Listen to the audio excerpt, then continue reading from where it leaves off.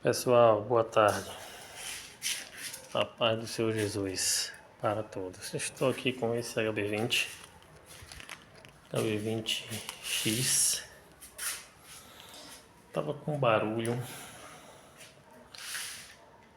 Esse HB20 estava com um barulho muito estranho na suspensão. Aí mandei fazer a suspensão e gastei R$ 900.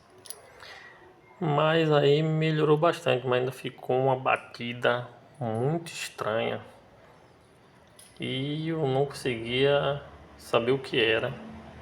Eu preocupado, sem poder gastar, né?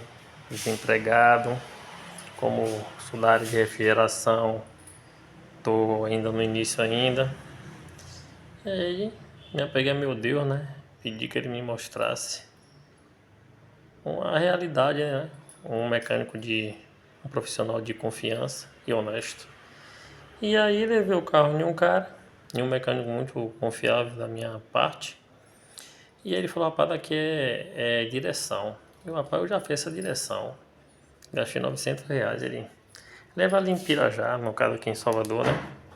Leva em Pirajá. Tem um cara ali muito bom, é MD Direção Hidráulica, Hidráulica.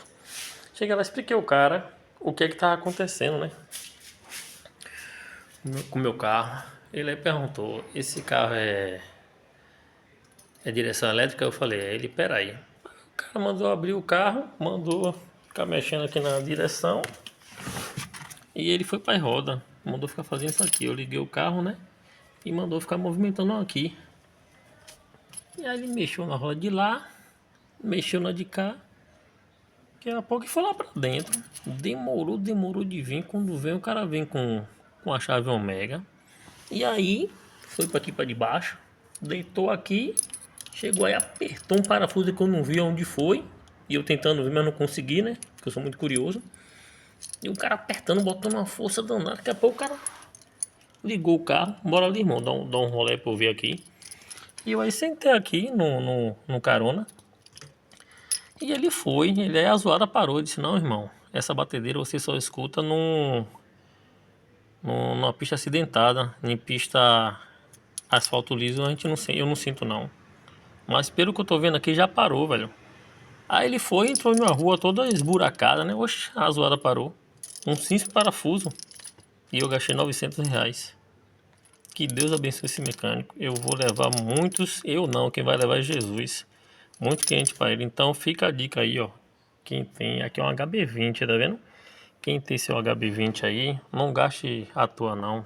Tem muito picareta por aí. Procure um honesto igual esse. Se apegue com Deus, independente da religião, que vai dar tudo certo. Um abraço aí para todos. Fica com Deus. Tchau.